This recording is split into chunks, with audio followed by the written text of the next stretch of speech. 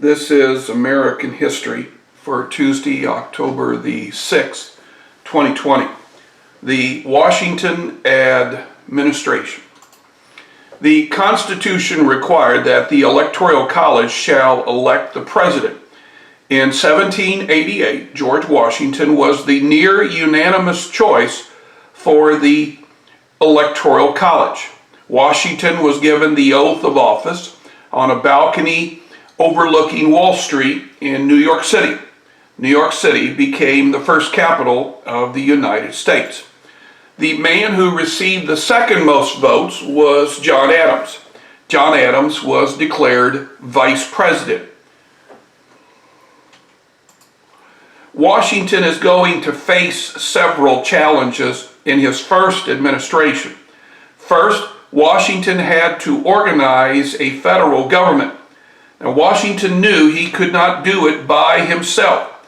Washington proposed that a cabinet be created to help him out.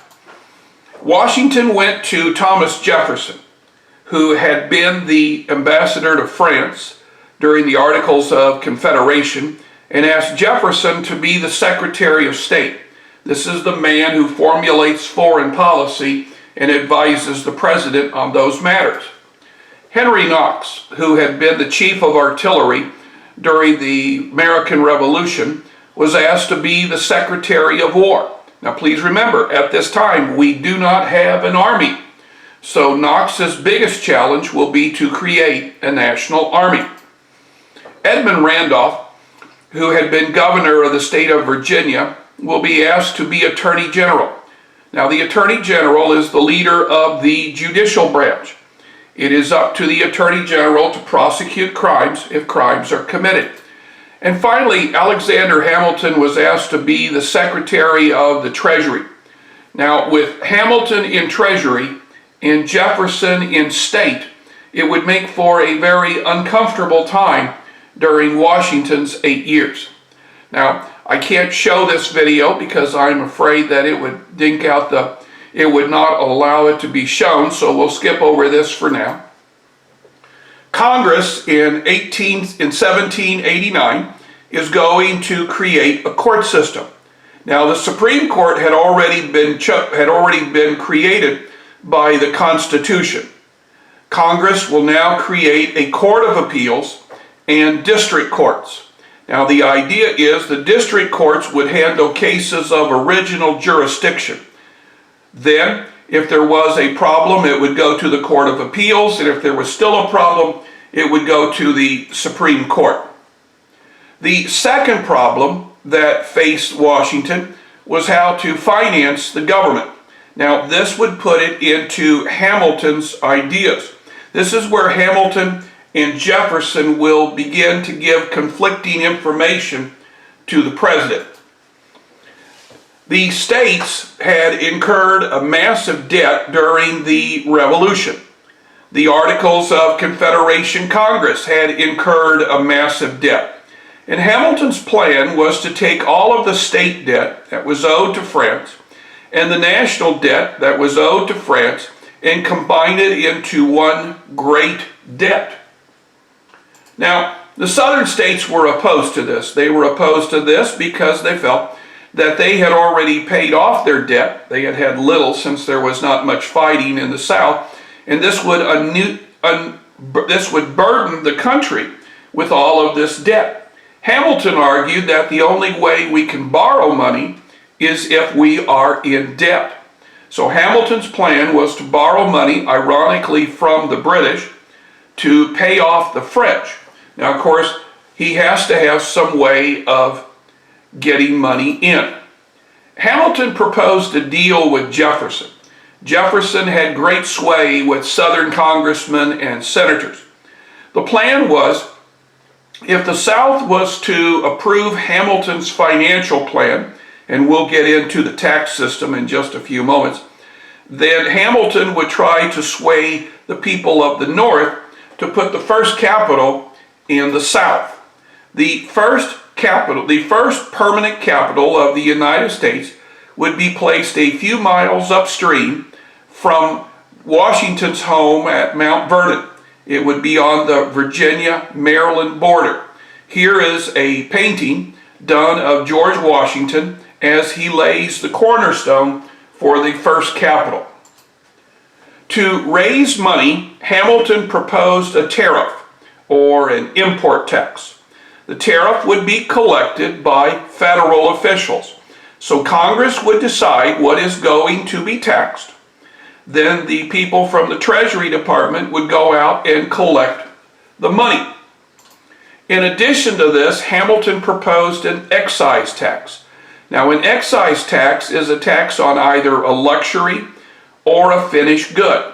Now, this would include wine, beer, and whiskey, and it's sometimes referred to as the whiskey tax. Finally, Hamilton proposed a national bank. Now, the national bank would be considered semi-private. The idea was that some of the investors would be private individuals, and some of the investors would be the American government. Now, the first Bank of the United States was created in 1791. The first Bank of the United States would be located in Philadelphia. Now, 4/5 of the bank would be owned by private investors, and 1/5 of the bank would be owned by the federal government. Now, the federal government's contribution to the bank would be the whiskey tax and the tariffs.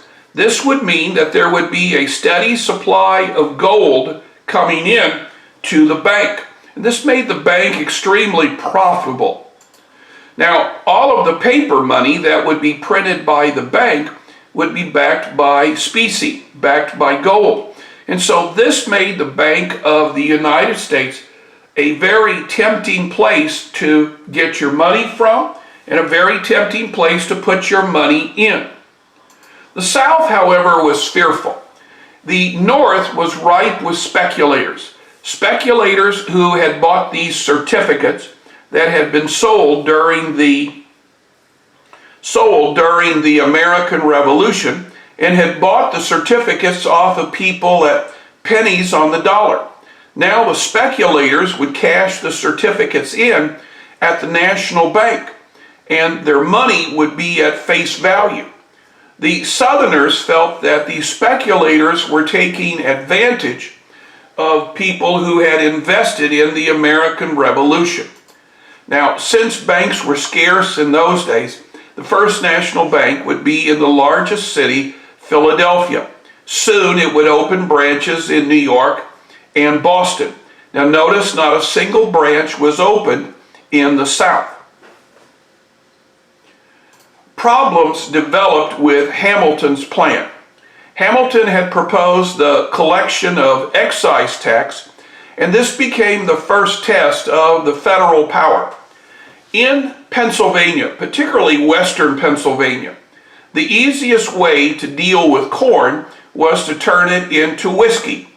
And then this whiskey would then be transported over the Allegheny Mountains to Philadelphia, where it could be transported to pretty much anywhere in the United States or anywhere in the world.